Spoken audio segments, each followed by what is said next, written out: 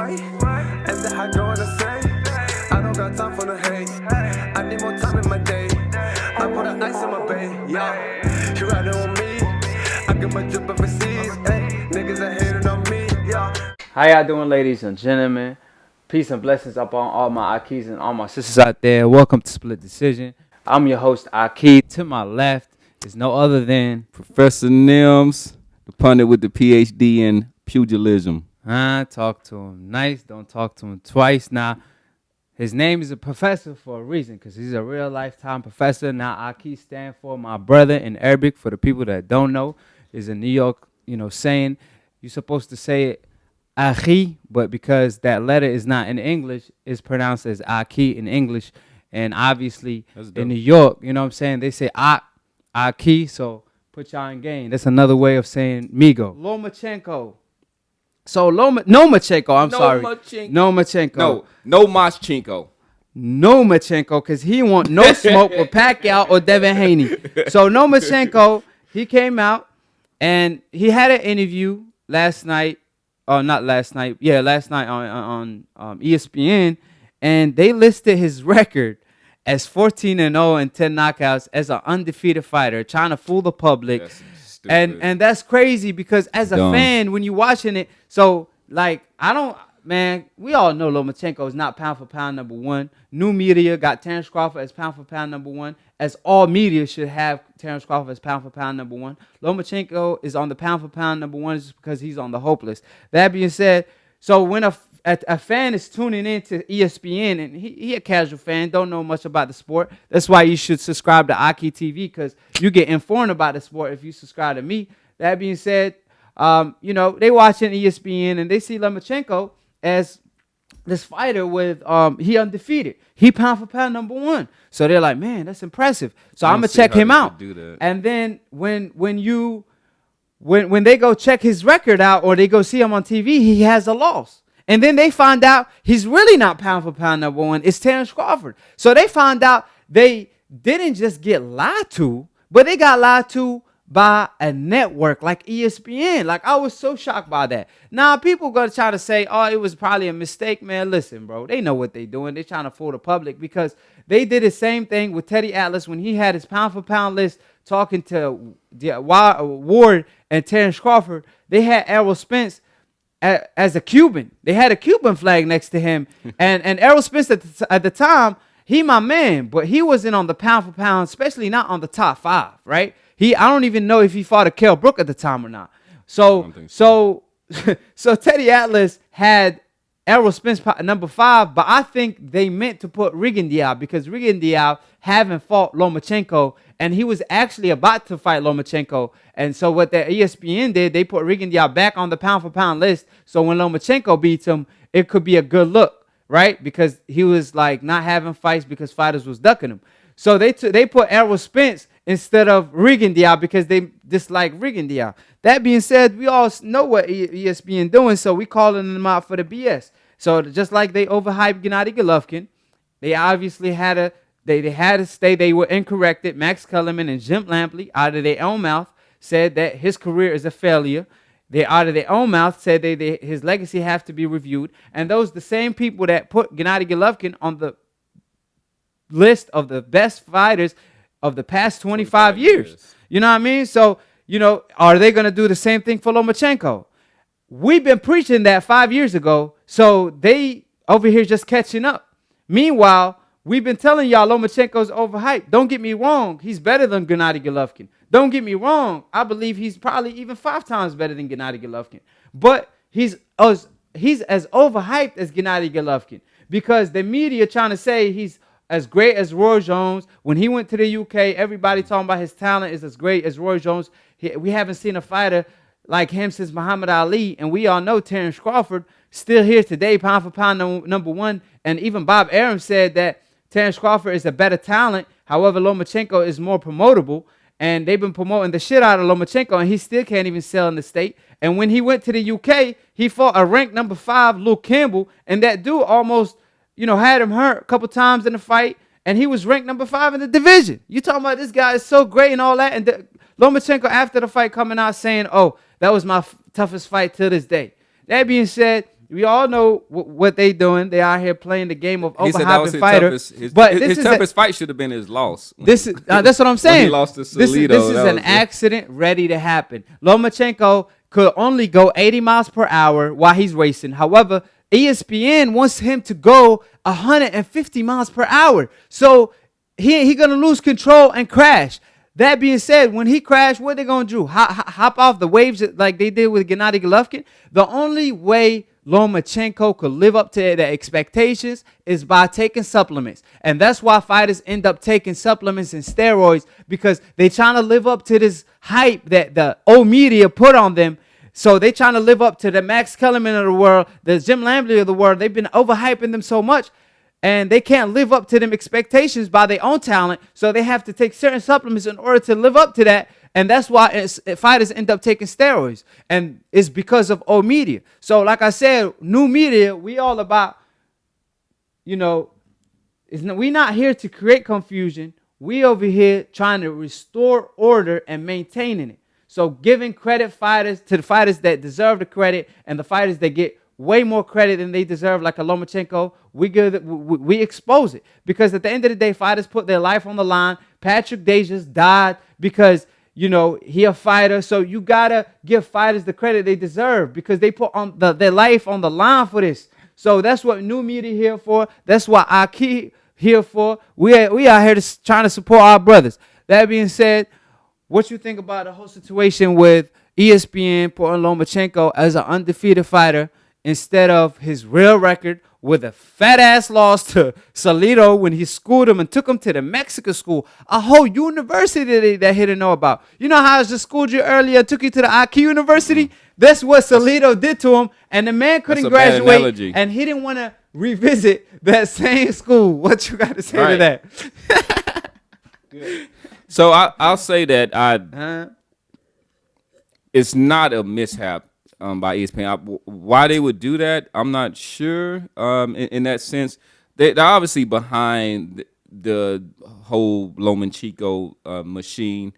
I think some of it at least is warranted. I think he is a very talented fighter.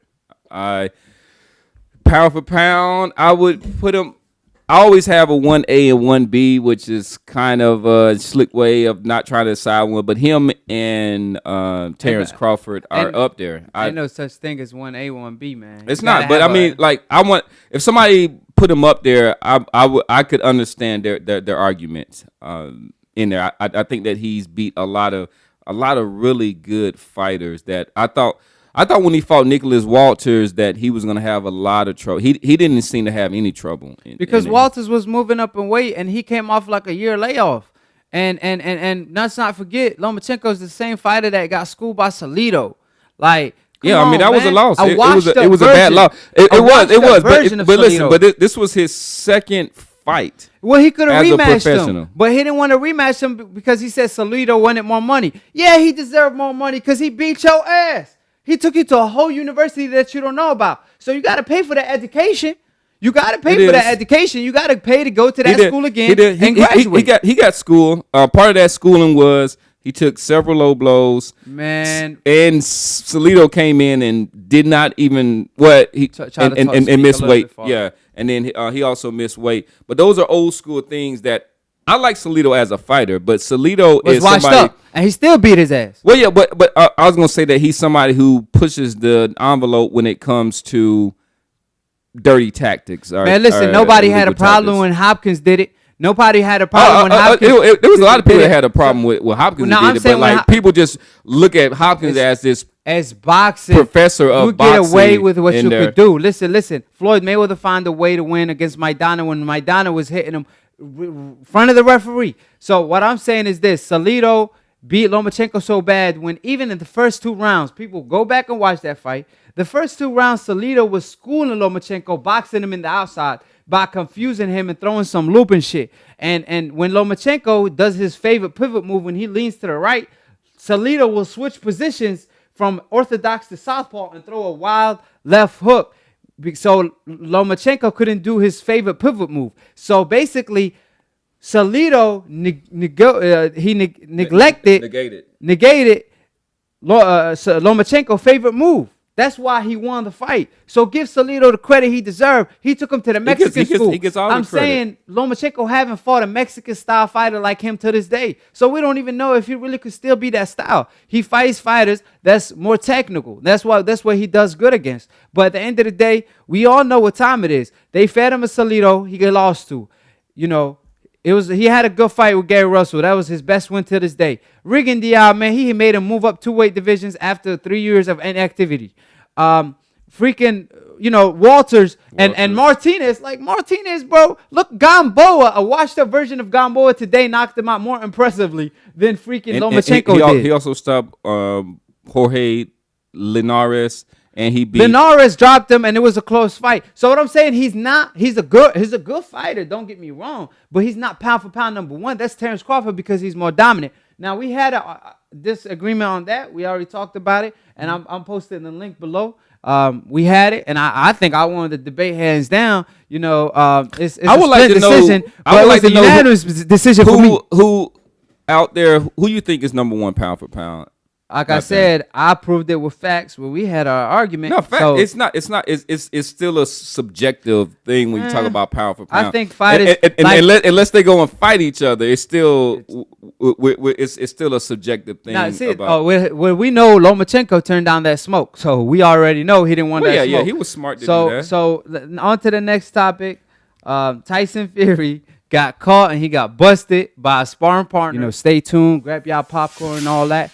And y'all saw last show. Me and Professor Nim. Professor Nim win at it. I did want to say something, man. Like they saying that I might have bodied you, man. Is that true? Hey, you know they said this show is split decision, but I knocked you out. Oh. That's what they said. Hey, Professor Nim was supposed to go out with me last night. He was a no-show. I had to check on him like, is my man in the hospital? Not true. You know what I'm saying? He a professor, but I'm about to be a doctor, you know what I'm saying? And go take care of him real quick. But thank y'all for tuning in to Split Decision. To my left, obviously, it's Professor Nim, a real lifetime professor. I want to say it's Nims, too. Is with I got the name Professor Nims. But it's actually Nims. It's Professor Nims, but today he came to my IQ University. I took him to my IQ University. Hopefully he graduated. That being said, we out here, matching. Hey, we ain't out here trying to be looking alike and stuff like that, but he out here looking. Shout out to Palestine also. Yeah, this is from Yemen, man. We're just talking about Palestine, but shout out to Palestine too. You got it from Palestine? Yeah, okay. Yeah. I got this from Yemen, straight from the motherland, baby. Comment below who y'all think won the debate. Is it Professor Nim? Because he claiming Professor Nim's won, but we don't see him in the comment section though. But we peep all the Aki hashtags, so I appreciate all of y'all. Now, if you if y'all believe Professor Nim won the debate, obviously hashtag Nims. That's all you got to do is put hashtag Nim. Because everybody was just like, the guy on the right or the good hashtag Nims. And then, of course, everybody knows Aki. But you know what happened, though. You know when you get taken to school by the Aki, you know what I'm saying? Yo, brother over here, you know what I'm saying, who bringing up facts back to back. I'm out here looking like Drake while you out here looking like Meek Mill. You know what I'm saying? I don't got a ghostwriter though. You know what I'm saying? I'm like Russ. I write my own shit. He got a whole team behind him. You know what I'm saying? It's all hard work and dedication over here. I'm looking like Russ over here. You know what I'm saying? We the wave, we the mob, we the movement. It's Aki TV, and y'all tuning in to Split Decision. And yeah, it's Split Decision, but y'all fans are telling me to change it to knockout because I'm over here looking for the knockout every show. I'm over here knocking out Professor Nim every time I get a chance to. And that's my man. He ain't even trying to go out with me no more. I think my brother got CTE already. But like, how many smart matches you been in? Hey, but one thing, we appreciate all the views, but also we appreciate all the comments, good and bad. Like I said, I love them. I like being the bad guy. I enjoy the realest comments though. You know what I'm saying? Like I want y'all to bring up facts, and you know what I'm saying. Like at the end of the day, I know none of y'all want smoke with me because every time y'all say something about me, y'all didn't say nothing, but y'all hating on my drip. You know what I'm saying? But at the end of the day, y'all ain't talk about anything that I'm saying that's wrong. Y'all ain't bringing up facts to contradict what I'm saying. Everything I say is facts to support my opinion. That being said, appreciate it to everybody that's tuning in. I appreciate all the love and support. And we will go live soon when we get things in order and together. That being said, Professor Nim, Appreciate it. We had a great show today. As Now, always. I believe I won the show. I don't know how you feel. I feel like $1,000,000. How you feel? I'm feeling like I'm looking, you know what I'm saying? So, Drip, so I'm feeling good, you know what I'm saying? I'm feeling good. Well, I'm out here looking like pretty boy Floyd the way I'm out here with my defense. I'm out here being undefeated on split decision, baby. That being said, thank y'all for tuning in. Subscribe below if you're trying to get smarter by the minute. If you're trying to get dumb about a second, don't. And listen to these casual fans. Click on the notification bell to get notified every time we go live. And we outie. Peace. I see, shut I see. Yeah. Let go. Hey. Why? And the high going to say, I don't got time for the hate. I need more time in my day.